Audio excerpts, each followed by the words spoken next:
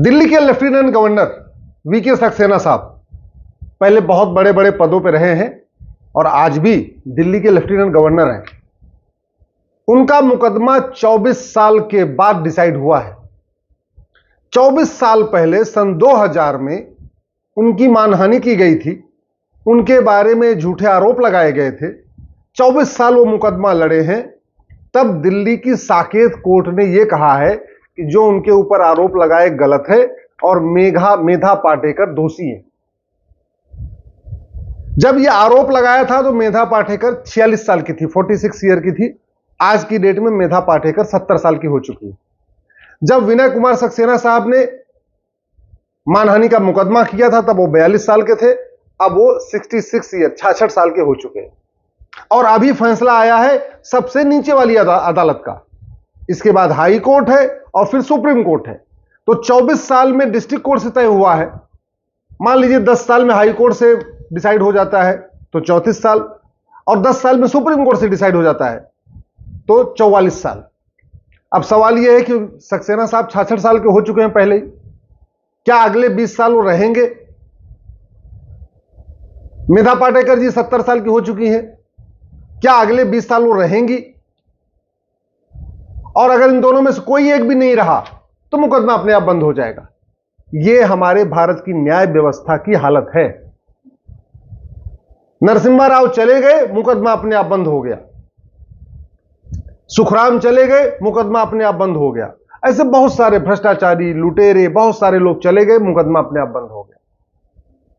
क्या यह ठीक नहीं हो सकता है क्या? जापान में तो 1 साल के अंदर मुकदमे का फैसला हो जाता है, सिंगापुर में भी 1 साल में हो जाता है, दुबई में तो 6 महीने में हो जाता है, दुनिया के अमेरिका में भी 1-1.5 साल में हो जाता है। कि भारत में 20 साल, 30 साल, 40 साल क्यों चलता है? और यह भी सोचिए, वीके सक्सेना साहब जो बड़े बड़े पदों पे रहे हैं और दिल्ली के वर्तमान में लेफ्टिनेंट गवर्नर हैं, उनका मुकदमा 24 साल के बाद डिसाइड हुआ है। आम जनता की क्या हालत होती होगी?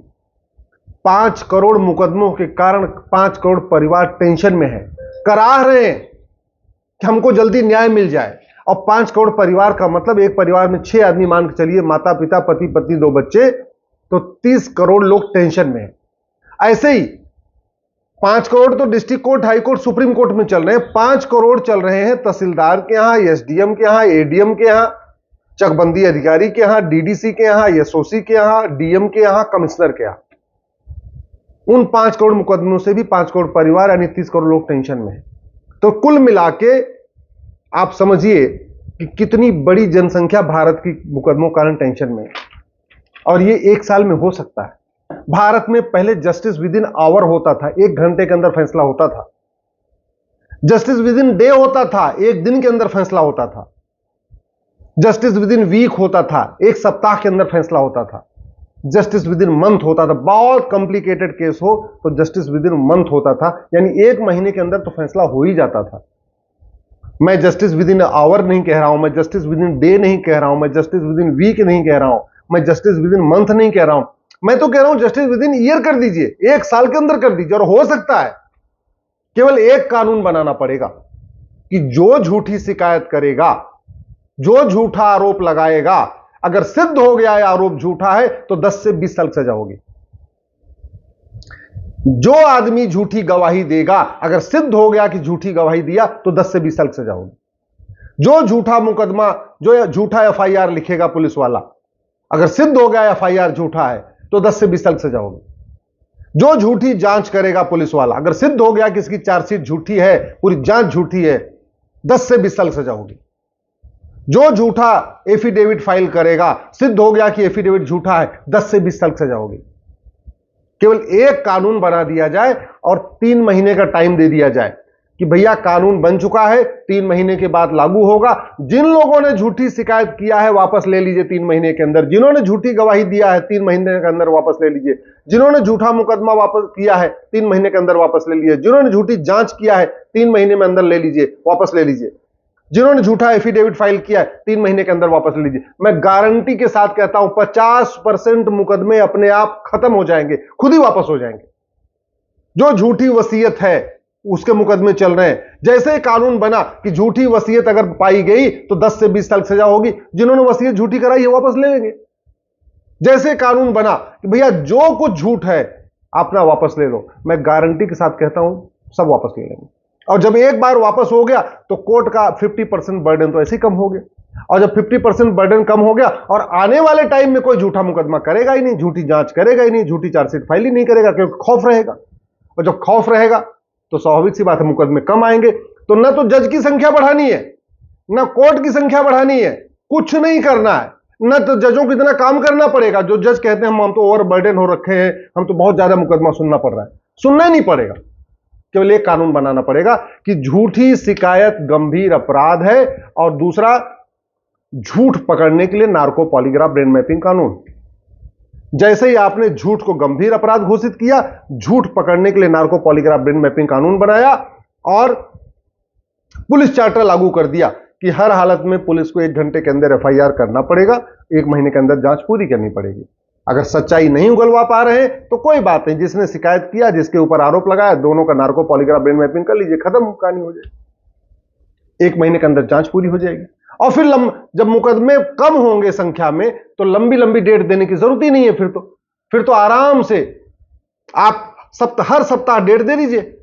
जो मुकदमा सोमवार को आ रहा है उसको हर सोमवार को सुनिए, 10 सोमवार 12 सोमवार में सुन के खत्म कर दीजिए। जो मुकदमा मंगलवार को आ रहा है हर मंगलवार को सुनिए, 8 मंगलवार, 10 मंगलवार या 15 मंगलवार में खत्म कर दीजिए। मैं गारंटी के साथ कहता हूं साल भर के अंदर मुकदमों का फैसला होगा, यानी साल भर के अंदर डिस्ट्रिक्ट कोर्ट का फैसला हो जाएगा, साल भर के अंदर हाई कोर्ट को हो जाएगा और साल भर के अंदर सुप्रीम कोर्ट को हो जाएगा। अब भारत में शांति आ जाएगी। कुछ लोग कहते हैं बार बार कि भारत में कलयुग आया हुआ है। अरे ये कलयुग सिंगापुर में क्यों नहीं है? ये कलयुग जापान में क्यों नहीं है? ये कलयुग बाकी दुबई में क्यों नहीं? सारा कलयुग भारत में ही क्यों है? जस्टिस विद इन ईयर हो जाए, घूसखोरी, कमीशनखोरी, दलाली खत्म हो जाएगी।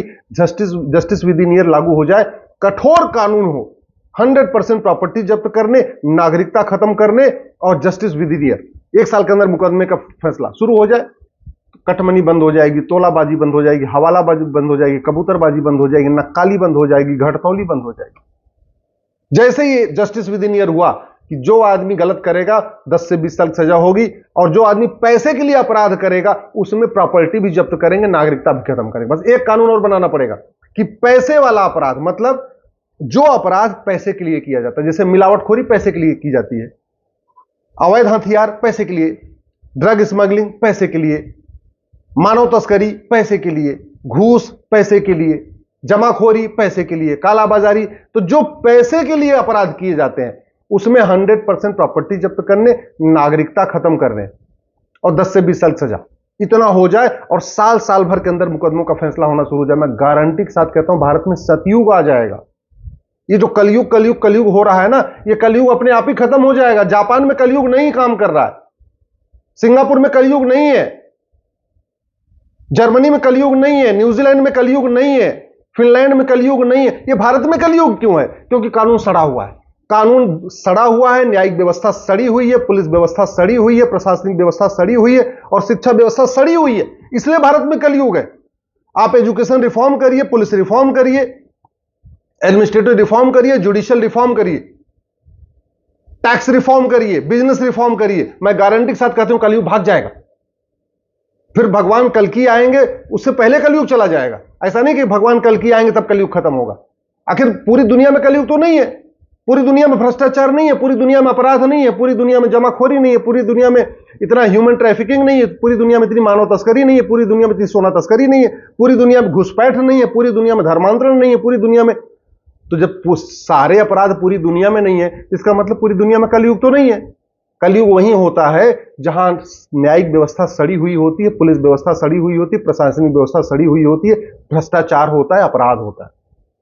आप शिक्षा व्यवस्था, एजुकेशन रिफॉर्म करिए, इलेक्शन रिफॉर्म करिए, पुलिस रिफॉर्म करिए, जुडिशियल रिफॉर्म करिए, टैक्स रिफॉर्म करिए, बिजनेस रिफॉर्म करिए, मैं गारंटी के साथ कहता हूं कलयुग खत्म हो जाएगा, सतयुग आ जाएगा। सतयुग लाना संभव है और 1 साल के अंदर सतयुग आ सकता है अगर कानूनों को बदल दिया जाए तो।